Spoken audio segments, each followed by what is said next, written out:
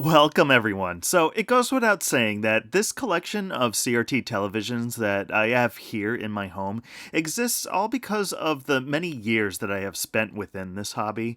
This storage rack is the accumulation of what I would say is at least a decade of taking in tubes, which I found to be interesting.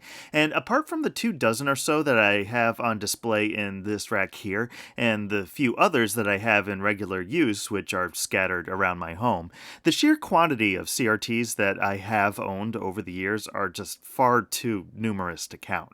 Obviously, one of the biggest limiting factors for me would be the available space to house them all, and so whenever I take in a new tube, I like to stick to what I refer to as the one comes in, one goes out rule, where I must part ways with a television that is already in the collection, which would create the necessary room for the incoming tube.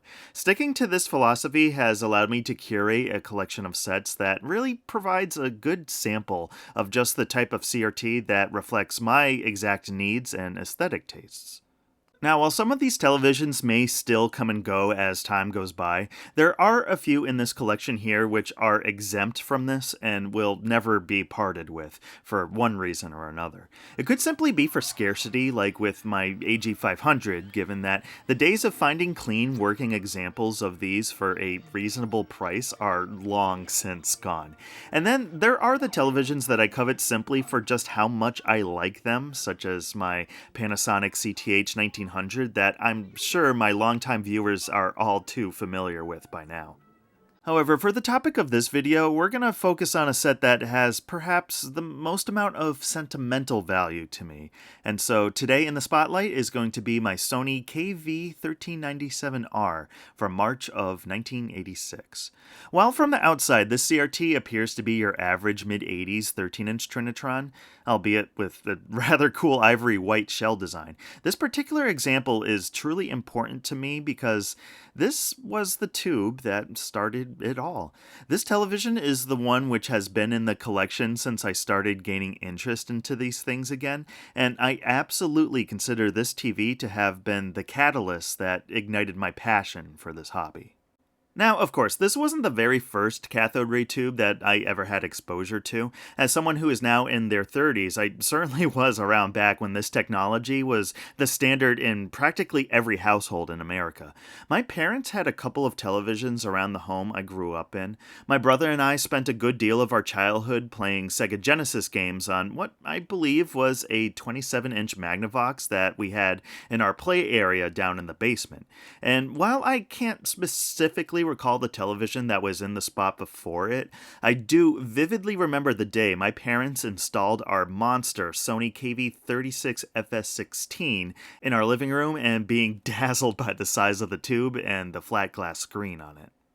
And then my maternal grandparents, who served as our babysitters before and after elementary school, always had RCAs in their house, with a big console television occupying their living room, which was not too unlike the one that sits in mine right now.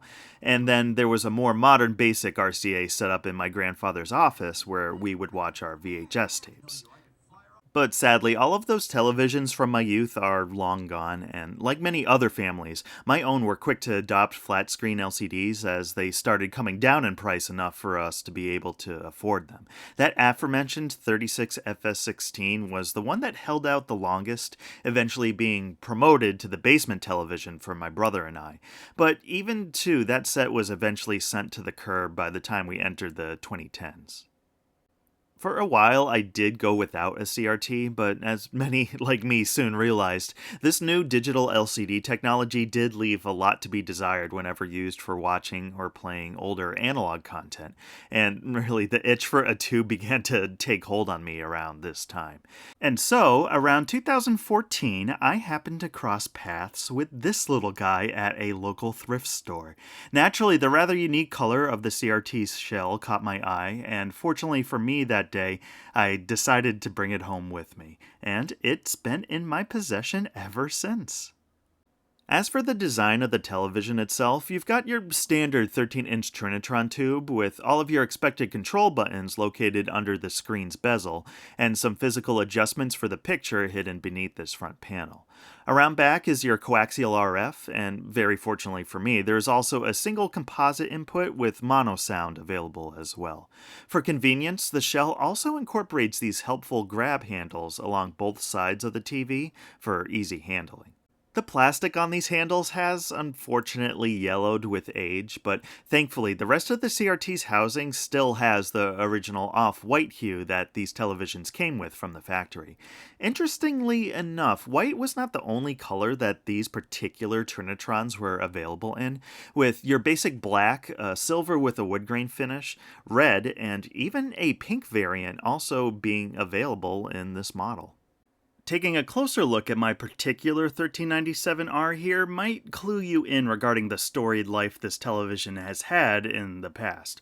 Two peculiar things that were added by the previous owner were this ferrite core looped around the power cord, perhaps an attempt to filter out some kind of radio interference, and this strip of Velcro along the side, which no doubt was placed here as a means to secure the remote control to the unit when not in use. Now, while I do not have the specific remote that also had Velcro slapped onto it to be paired with this television here, I was able to hunt down online the exact model remote control which originally came with the 1397R. I really have to thank all of those eBay sellers out there who list all of the old OEM remotes that they find for various things. These guys are just truly awesome for some of the maniacs like me who enjoy having their things complete. Now, one thing that I did rather unfortunately add to this television myself would be these scrapes along the top of the bezel around the screen. At one point during a move many years ago, the television actually flipped over face down onto some textured concrete that sadly resulted in these blemishes getting etched into the plastic. You can only imagine how absolutely mortified I was at the time when I realized what had happened, but much to Sony's credit, this damage only ended up being superficial, and the CRT itself still functions just as well as it ever has. Lessons were certainly learned that day, though, and these scars here serve as my reminder of that incident, and really just another memory I keep with this television. Now, you might have noticed by now that I really haven't been talking all that much about the technical details of the television itself. Yes, of course, this tube is an 80s Trinitron, and it behaves exactly like you'd expect any 80s Trinitron would. And certainly, it makes for an excellent means for viewing the gamut of retro analog content from any source that you can possibly think of.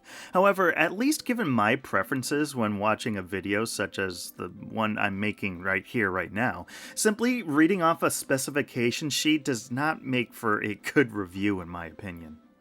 What makes content like this interesting to me, both as a consumer of it and as a creator of it, is when an item has a good story behind it. For example, if I were to do a Spotlight episode on this KV-13M42, there really isn't all that much for me to say about it. Sure, it's of the generation that came after this 1397 that is the subject of today's video, but when you get down to it, apart from the transition to an OSD for settings adjustment, there really isn't all that much different between these two televisions here. Both have the same size tube, both have RF and composite, both have a single mono speaker, and the actual image quality looks more or less the same between these two televisions as well. However, while Sony definitely chose to style the housing of this Trinitron to reflect the design language of the rest of the sets that they were producing from this era, I almost feel as though this ends up being a detriment to this particular television. When you look at this thing, it just says to you, hi, I'm a typical Sony Trinitron from the 1990s. If you sat me down at a computer and asked me to hammer out a video script about this television, I'd honestly be lucky to write enough dialogue to get me to the 5-minute mark of video runtime. This, however, sparks so much more passion in me. The design alone is quite eye-catching in itself, and again, even if these two screens look more or less identical to my eyes in person, I would much rather sink some time into watching content on this 1397 than I would on the 13M42 or anything else contemporary to it for aesthetic reasons alone. And I have, in fact, done this exact practice ever since I brought this 1397 home with me over a decade ago. I've spent countless hours using this television to master all of the Genesis games that I was just far too inexperienced to beat during my childhood. And many a VHS tape and DVD was played on this television as I worked on schoolwork and projects, had my first dates over, recuperated in bed when I was ill, and just needed some background noise when I was going about my day. This television has been with me through two separate moves, countless iterations of different entertainment stands, and many other significant life events.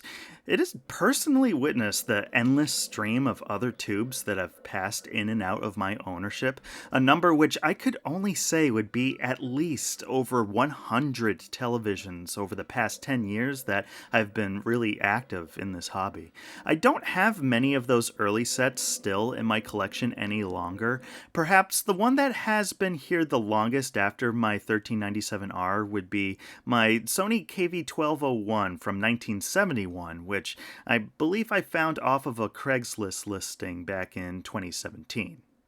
And ever since then, the collecting certainly has never stopped. While the scarcity drought has without a doubt started creeping into the hobby as of the past few years, and these things have been getting harder to find for a cheap price with each passing day, I still manage to pick up a new tube every now and again to play around with.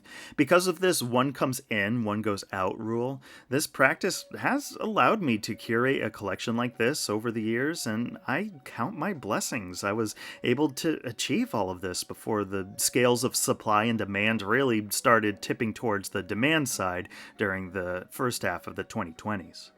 However, while things in this rack still may change around from time to time as the years go by, one absolute constant in my collection here will certainly be my KV-1397R. It's been my partner through all of my experiences in this zany hobby, and I plan for it to be here until the very end if I can make it there. Sure, it might not see as much regular usage as some of my other more prominent sets in the Horde, but every once in a while I still take it out of the rack to have an afternoon of fun with it like I have so many times before. So that's it for this review. I guess you could say that this entry into this series of mine wasn't particularly a spotlight on the Sony KV-1397R, but more of a spotlight on my KV-1397R. In a way, I guess I just duped you into watching a family slideshow with this one, but hopefully this trip down memory lane was as enjoyable for you to watch as it was for me to make. But I'd like to thank you again for joining me on yet another episode of Steve's Assorted Stuff, and until we meet again in the next one, have a great day, everybody.